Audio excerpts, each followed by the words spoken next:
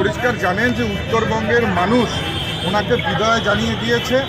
গত লোকসভা নির্বাচনে আমরা 8-এ 7 জিতেছিলাম। এবার উত্তরবঙ্গে আমরা 8টা সিটি আমরা জিততে চলেছি। 8টা কনস্টিটিউয়েন্সি থেকেই এখানে ভারতীয় জনতা পার্টির এমপি নির্বাচিত হবে। এটা জেনেই মমতা বন্দ্যোপাধ্যায়ের মাথা খারাপ হয়েছে। কখনো মঞ্চে দাঁড়িয়ে স্ল্যাং ইউজ করছে, গালিগালাজ ইউজ করছে, কখনো তিনি রাম নাম শুনে ভয় পাচ্ছেন, আবার কখনো তিনি নির্বাচন কমিশনকে দোষী করছেন, আবার কখনো ভারতীয় জনতা পার্টিকে দোষী করছেন। এক কথায় বলা যায় মমতা বন্দ্যোপাধ্যায়ের মস্তিষ্ক বিকৃতি ঘটেছে। ওনার ইমিডিয়েট চিকিৎসার প্রয়োজন রয়েছে। যে ধুলিয়ানে এর আগে এই বিপুল সংখ্যক সমর্থন আমরা দেখিনি, আজকে যেভাবে শুধুমাত্র ভারতীয় জনতা পার্টির কার্যকর্তা নয়, সাধারণ মানুষ যেভাবে আমাদের প্রচার যে যাত্রা সেটাতে পায়ে পা মিলিয়েছে এবং যেভাবে স্বতঃস্ফূর্ত সমর্থন আমরা দেখতে পেরেছি, আমরা নিশ্চিতভাবে এটা বলতে পারি যে ধুলিয়ানের মানুষ ভারতীয় জনতা পার্টিকে এবার দুহাত ভরে আশীর্বাদ করতে চলেছে এবং আমাদের এখানকার যে প্রার্থী নিশ্চিতভাবে কমপক্ষে 50,000-এর ভোটে আমাদের প্রার্থী জিততে চলেছে এবং সেই সংখ্যাটা 1 লাখ পেরিয়ে গেল অবাক হওয়ার কিছু থাকবে না।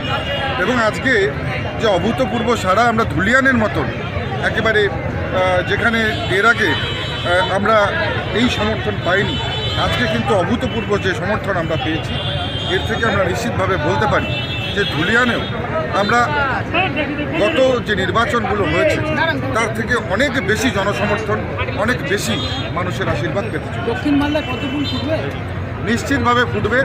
গতবারই ফুটে যেত, কিন্তু যাই হোক অল্প ভোট ব্যবধানে আমরা গত বছর আমরা জিততে পারিনি, কিন্তু নিশ্চিতভাবে এবারের নির্বাচনে আমরা বিপুল সংখ্যাগরিষ্ঠতা নিয়ে আমরা এখান থেকে জিততে চাই। গত লোকসভা নির্বাচনে আন্ডারে 450 পরিবার গঙ্গা গর্ভে তলিয়ে গেছে, তারা কোথায় আছে এখনো উল্লেখ নাই। সেই বিষয়ে কালিয়াচক 3 দক্ষিণ মালদহ লোকসভার কালিয়াচক 3 পার্লালপুর এলাকায় 2016 সাল থেকে প্রায় 500 পরিবার গঙ্গা ভাঙনে উদা হয়ে গেছে ভিটেমাটি ছেড়ে। আর দেখুন, প্রথম কথা বলবো যে রাজ্য এই ব্যাপারে উদাসীন।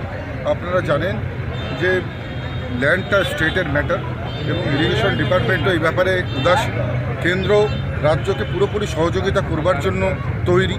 বারংবার কেন্দ্র থেকে বহু অর্থ রাজ্যকে পাঠানো হয়, কিন্তু সেই রাজ্য সেই অর্থ সঠিকভাবে যে ইমপ্লিমেন্টেশন প্র্যাকটিক্যালি তারা কিন্তু গ্রাউন্ড জিরোতে সেটা ইমপ্লিমেন্ট করে না।